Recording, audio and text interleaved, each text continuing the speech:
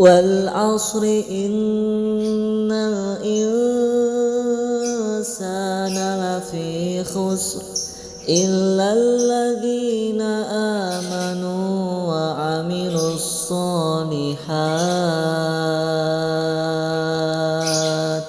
wa tawassaw bil haqqi wa tawassaw bis sabr.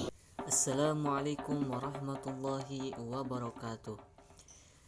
Baik teman-teman sekalian, saya di sini akan menjelaskan tentang tafsir Quran surat Al-Asr 1 sampai 3 menurut tafsir Al-Qur'anul Majid An-Nur. Surat ke-103 yaitu Al-Asr adalah surat yang bermakna masa. Diturunkan di Makkah sesudah surat Asy-Syarah, terdiri dari 3 ayat. Di dalam Quran surat Al-Asr ini ada yang mengatakan turun di Madinah dan mengandung sumpah Allah dengan masa atau waktu dan peristiwa-peristiwa yang terjadi untuk menegaskan bahwa manusia dalam kerugian dan kesesatan, kecuali orang yang dipelihara oleh Allah Subhanahu wa taala, yaitu orang mukmin yang beramal soleh dan saling menasihati dalam kebenaran dan kesabaran. Surat Al-Asr ini ada kaitannya dengan surat sebelumnya. Persesuaian antara surat yang telah lalu yaitu At-Takatsur dengan surat ini adalah yang pertama, dalam surat yang telah lalu dijelaskan tentang keadaan manusia yang berlomba-lomba mencari harta dan kemegahan serta semua hal yang melalaikan mereka untuk mengingat Allah. Dalam surat ini dijelaskan bahwa tabiat manusia mendorong mereka menuju kepada kebinasaan, kecuali orang yang mendapatkan pemeliharaan dari Allah. Yang kedua, dalam surat yang telah lalu, Allah menjelaskan tentang sifat orang yang mengikuti hawa nafsu. Dalam surat ini, Allah Subhanahu wa taala menerangkan sifat orang yang bertabiat baik, yaitu beriman kepada Allah, beramal soleh, dan senantiasa menganjurkan teman-temannya agar tetap berpegang kepada kebenaran dan selalu bersabar menghadapi kesulitan dan kesukaran. Baik teman-teman sekalian, mari kita masuk ke dalam pembahasan yaitu tafsir surat Al-Asr. Bismillahirrahmanirrahim. Dengan menyebut nama Allah yang Maha Pemurah yang senantiasa mencurahkan rahmatnya. Wal asri, demi masa. Allah bersumpah dengan masa sebab dalam perjalanan masa bisa terjadi banyak peristiwa dan kejadian yang dapat diambil sebagai ibarat, contoh, dan pelajaran yang menunjuk kepada kekuasaan Allah dan hikmah serta ilmunya. Innal insana lafi khusrin. Sesungguhnya manusia itu benar-benar dalam kerugian.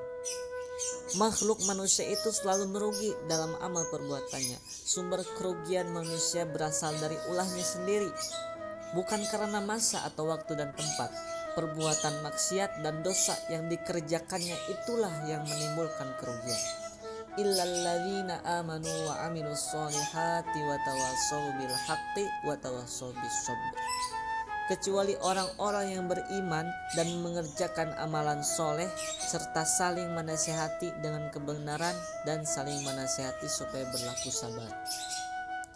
Semua manusia berada dalam dosa, kecuali orang-orang dilindungi oleh Allah dan menaufikannya kepada kebajikan, yaitu orang-orang yang beriman kepada Allah, beriman dengan malaikat, kitab-kitabnya, dan rasulnya dengan iman yang benar, kemudian mengerjakan amalan-amalan yang soleh yang sesuai dengan perintah Allah, Rasulnya, dan para mukmin.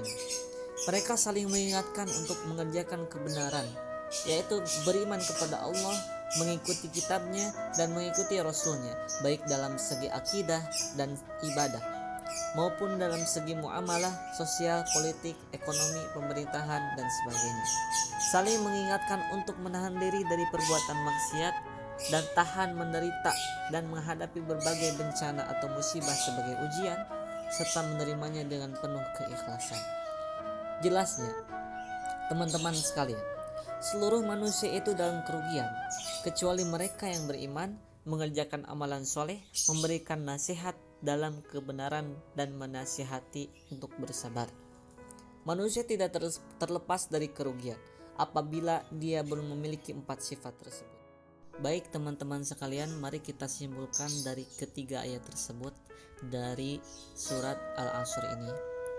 Semua manusia itu dalam kerugian dan kesesatan yang disebabkan oleh perbuatan-perbuatan maksiat yang mereka kerjakan semasa di dunia.